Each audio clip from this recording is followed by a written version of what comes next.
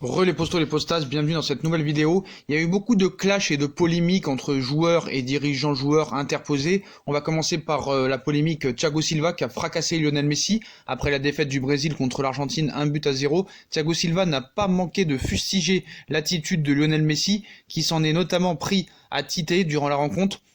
Il cite: Nous admirons tous le grand joueur et l'homme quand il est différent, mais au moment où vous entrez dans la pelouse, vous devez faire votre travail. Thiago Silva n'a pas été tendre avec Lionel Messi. Il faut dire que l'Argentine a dominé le Brésil 1-0 dans un match de gala organisé en Arabie Saoudite grâce à un penalty de la Pulga qui n'a pas manqué d'être contesté, notamment par Tite. En réponse au sélectionneur du Brésil, la star du FC Barcelone lui a demandé de se taire en plaçant son doigt sur la bouche, un comportement qui a fortement déplu au capitaine du Paris Saint-Germain Thiago Silva.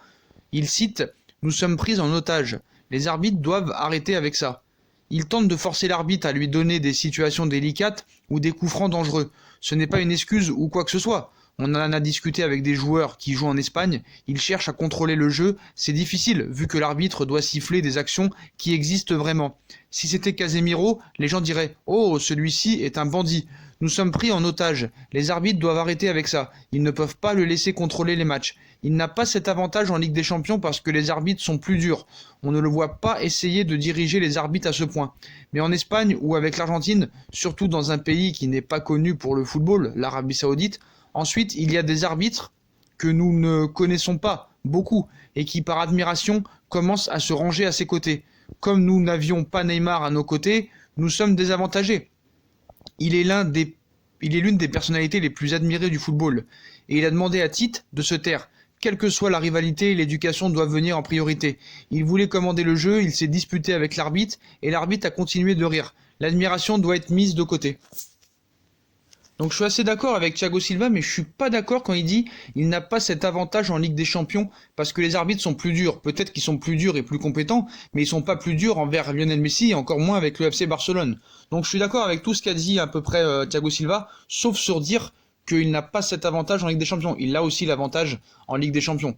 Bon, peut-être moins qu'avant, parce qu'ils sont souvent éliminés en demi-finale de Ligue des Champions, mais il n'a pas l'avantage en Ligue des Champions. Il a l'avantage en Ligue des Champions. Donc là, franchement, Thiago Silva aurait pu encore plus l'enfoncer, je pense, parce qu'il a cet avantage. On va passer à un autre clash.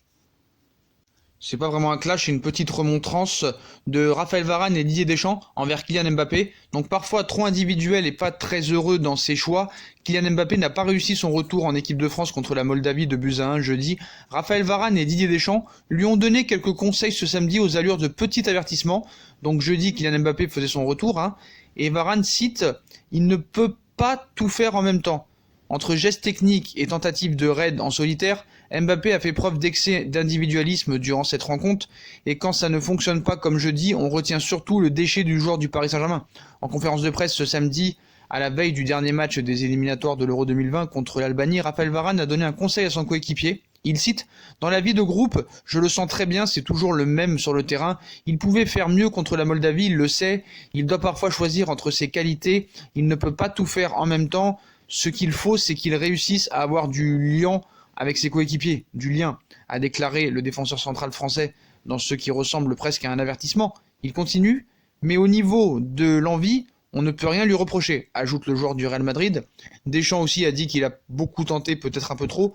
Quelques minutes plus tard, Didier Deschamps a lui aussi évoqué le sujet. Il cite: Kylian a toujours cette capacité de pouvoir faire la différence à lui tout seul.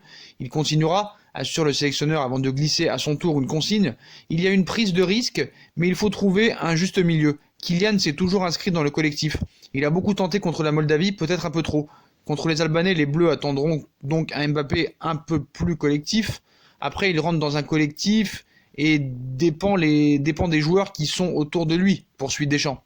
Tout dépend de l'animation, il le sait, il en a conscience, il aurait évidemment aimé que cela se passe mieux pour lui sur ce match, même si le résultat était quand même à l'arrivée. Et si Mbappé permet à la France de l'emporter demain, ces petits excès sur le prêt seront vite oubliés, je pense, comme d'habitude. Parce que moi, ce qui me fait toujours rire, c'est que alors que Kylian Mbappé fait l'objet de nombreuses critiques après ce match, notamment suite à sa performance, le père de Kylian, Wilfried Mbappé, a décidé de sortir de son silence pour prendre la défense de son fils. Et je sais que depuis longtemps que le football est amnésique, et qu'un mauvais match peut remettre beaucoup de choses en question. Jeudi, il a été moins bien, il a moins bien fait les choses, c'est une vérité, mais je reste surpris de l'intervention de certaines personnes qui le connaissent et le voient souvent s'exprimer. Chacun sa vision, les débats sur Kylian accompagnent et accompagneront son parcours. Donc voilà pour les propos du père à Kylian Mbappé. On en reviendra dans une autre vidéo là-dessus.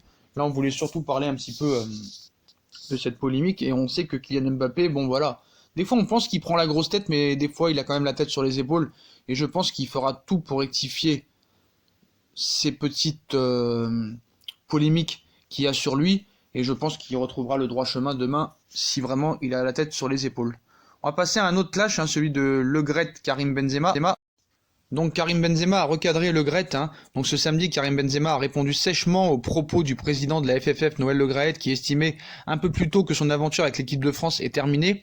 Donc il avait cité Karim, c'est un très bon joueur, je n'ai jamais mis en doute ses qualités, mais pour lui l'aventure en équipe de France est terminée. Voilà, vous pouvez lire sur France Football, Noël Le Graët a mis fin au débat d'un retour de Karim Benzema en équipe de France, relancé ces derniers jours par nous. Donc Le Graët confirme ce que tout le monde savait. Si la sortie du président de la FFF a pu surprendre, il a finalement confirmé tout haut ce que tout le monde pensait tout bas. Benzema ne reviendra pas chez les Bleus. Un choix dicté, on le sait, par la relation complexe entre l'attaquant du Real Madrid et le sélectionneur Didier Deschamps. Et non pour des raisons sportives, au vu du niveau affiché par l'ancien Lyonnais ces dernières saisons. Donc Le Graët a-t-il voulu apporter un peu de paix à son sélectionneur? Deschamps ne se positionnant pas clairement sur le cas Benzema, son patron a peut-être souhaité lui épargner d'autres questions sur le sujet, car on a bien compris que ce dernier l'agace à chaque fois qu'il est remis sur le tapis. Cependant, cette sortie n'a pas du tout été appréciée par le joueur, comme il l'a fait savoir sur les réseaux sociaux. Donc la réponse de Benzema, elle est claire. Noël, je croyais que vous n'interfériez pas dans les décisions du sélectionneur.